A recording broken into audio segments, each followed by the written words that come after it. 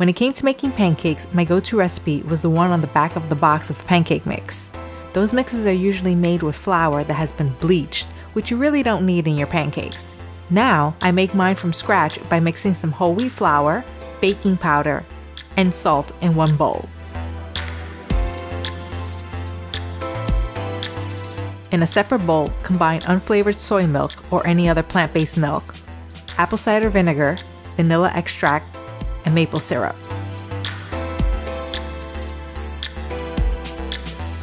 Add the wet ingredients into the dry ingredients and whisk together until combined.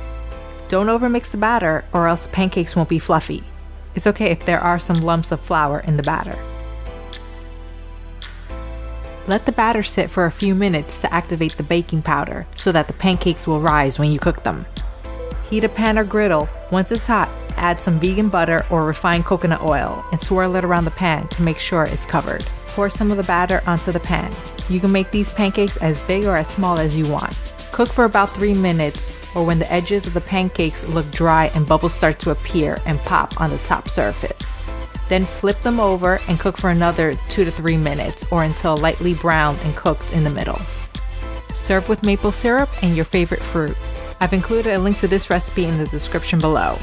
If you like this video, then go ahead and click on that like button and also subscribe to my channel for more videos like this one.